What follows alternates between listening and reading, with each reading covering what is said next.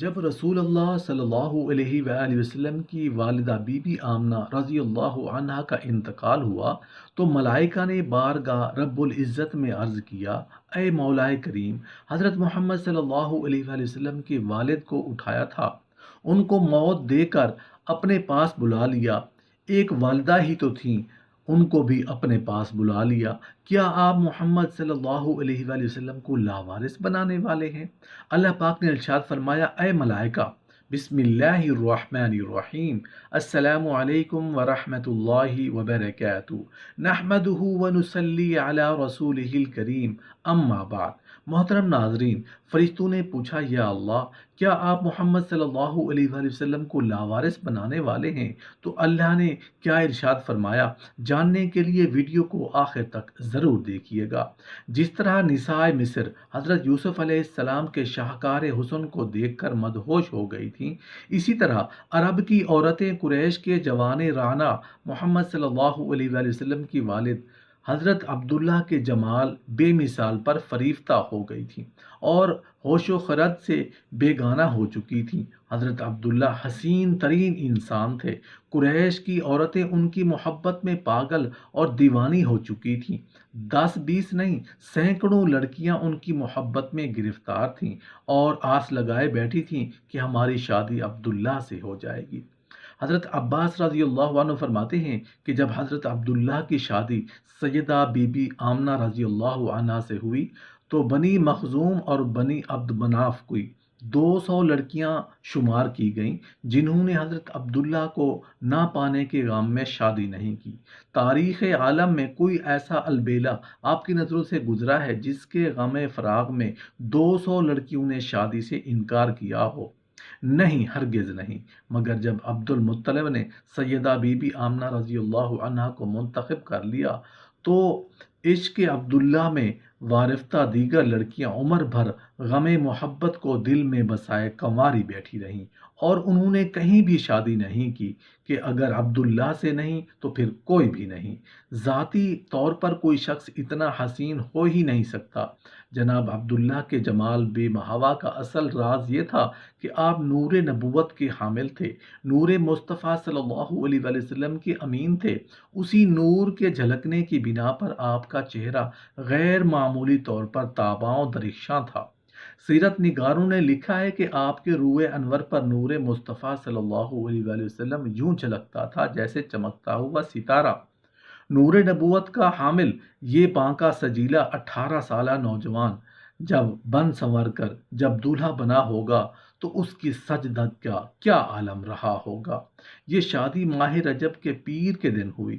شادی کے بعد پہلے ہی ہفتے میں حضرت آمنہ نور محمدی صلی اللہ علیہ وآلہ وسلم کی امانت دار بن گئیں۔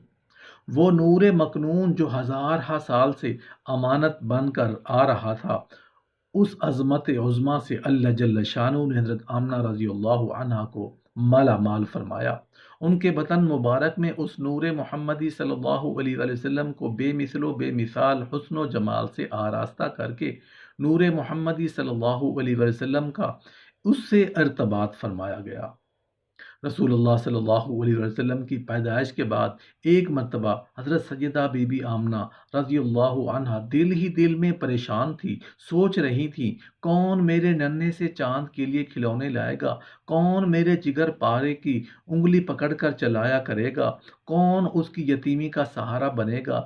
غیب سے آواز آئی، آمنہ، فکر نہ کر، اس کا فکر کرنے والا موجود ہے، کھلونا مانگے گا، چاند کو کھلونا بنا دوں گا، درختوں کو انگلی کے اشارہ سے نچا دوں گا، پتھروں سے سلامی دلا دوں گا، انگلیوں سے پانی کے چشمے بہا دوں گا، سونے کو دل کرے گا تو حتیم میں لٹا دوں گا، سیر کو دل کرے گا تو معراج پر بلا لوں گا۔ رسول اللہ صلی اللہ علیہ وآلہ وسلم کے والد رسول اللہ صلی اللہ علیہ وآلہ وسلم کو 4 ماہ کا حمل میں چھوڑ گئے تھے۔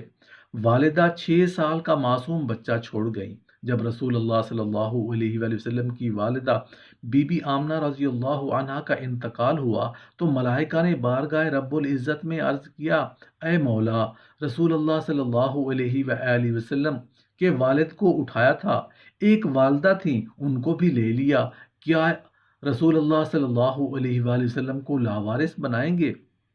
اللہ پاک نے ارشاد فرمایا، اے ملائکہ، اپنے حبیب کے سارے کاموں کے ہم خود کفیل اور منظم ہونا چاہتے ہیں، کسی دوسرے کو شریک کرنا پسند نہیں کرتے۔ اے محمد صلی اللہ علیہ وآلہ وسلم، ہم نے آپ کو بے مادر و پدر پایا، پھر کس طرح اپنے دامن رحمت میں چھپایا، سیدھا راستہ دکھایا، غریب تھے غنی بنایا، نبوت کا خلعت پہنایا۔ بعد وفات حضرت آمنہ کے رسول اللہ صلی اللہ علیہ وآلہ وسلم کو عبد المطلب نے اپنی کفالت میں لیا، حد درجہ خدمت گزاری کا شرف حاصل کیا۔ حضرت سیدہ بی بی آمنہ رضی اللہ عنہا کا دل ایک ماں کا دل تھا، ایک عظیم و مسرت کے ساتھ درد میں ڈوب گیا۔ کچھ غم کی تصویریں سامنے آ گئیں، کچھ اپنی بے بسی نے تڑپا دیا۔ وہ درد غم اور وہ سوچ کیا تھی؟ یہی کہ اے کاش آج عبداللہ زندہ ہوتا، وہ خوشیوں سے پھولا نہ سماتا، وہ اپنے فرزند کو بار بار سینے سے لگاتا، وہ اس کے چاند سے چہرے کو بار بار چومتا، وہ اس لیے خوشبوئیں لاتا، وہ اس کی مسرتوں کو اور دوبالا کرتا، وہ اس کے سامنے کھلونوں کے ڈھیر لگا دیتا، وہ اس کو بنا سنوار کر مکے کی گلیوں میں لے جاتا، وہ اس کے حسن کے جلوے دوستوں کو دکھاتا، وہ معصوم بچہ کبھی اپنی ابا کی انگلی پکڑ کر اور کبھی اس کا ابا اسے اپنے کندھے پہ بٹھا کر باہر لے جاتا، اور میں اپنے بچے کی راہ تکا کرتی۔ یہ تصورات تھے، ایک بے کس ماں کے تصورات، ایک بے بس عرب خاتون کے تصورات، آمنہ کے تصورات۔ کتاب اسد البالغہ میں یہ روایت ہے کہ عبد المطلب نے حضرت عبداللہ کی بیماری کی خبر سن کر اپنے بیٹے زبیر کو ان کے پاس بھیجا، جو حضرت عبداللہ کے سگے بھائی تھے، اور یہ کہ اب حضرت عبداللہ کی وفات مدینے میں زبیر کے سامنے ہی ہوئی۔ ان کو وہاں تابعہ والے مکان میں دفن کیا گیا۔ تابعہ بنی عدی ابن نجار میں سے ایک شخص کا نام تھا۔ بعض علماء نے وہ حکمتیں بھی بیان کی ہیں جو رسول اللہ صلی اللہ علیہ وآلہ وسلم کے یتیم رہنے اور اس حالت میں آپ کی پرورش میں پوشیدہ ہے، مگر ہم یہاں طوالت کی وجہ سے اس کو بیان نہیں کر پائیں گے۔ حدیث میں آتا ہے کہ یتیموں پر رحم کرو اور غریبوں کی عزت کرو، اس لیے کہ میں اپنے بچپن میں یتیم تھا اور بڑے ہو کر غریب تھا۔ ایک حدیث میں ہے کہ اللہ تعالیٰ غریب آدمی کی طرف روزانہ 1000 بار دیکھتا ہے۔ رسول اللہ صلی اللہ علیہ وآلہ وسلم نے فرمایا کہ قیامت میں بعض آدمی اس طرح قبروں سے اٹھیں گے کہ ان کے منہ سے آگ کے شعلے نکلتے ہوں گے۔ کسی نے آپ سے پوچھا، یا رسول اللہ صلی اللہ علیہ وآلہ وسلم، وہ کون لوگ ہوں گے؟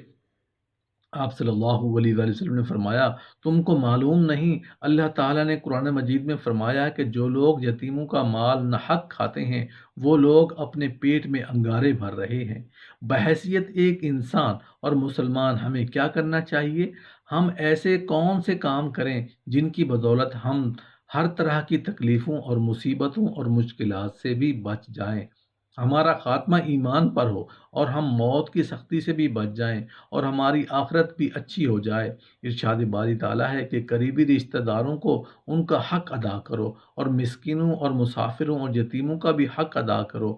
یہ بہتر ہے ان لوگوں کے لیے جو اللہ رب العالمین کی رضا اور اس کی خوشنودی کی امید کرتے ہیں، اور یہی لوگ کامیاب ہونے والے ہیں۔ اللہ پاک سے دعا ہے کہ اللہ ہم سب کو رسول اللہ صلی اللہ علیہ وآلہ وسلم کا سچا پکا امتی بنائے، اور قرآن و سنت پر عمل پیرا ہونے کی توفیق عطا فرمائے۔ آمین یا رب العالمین۔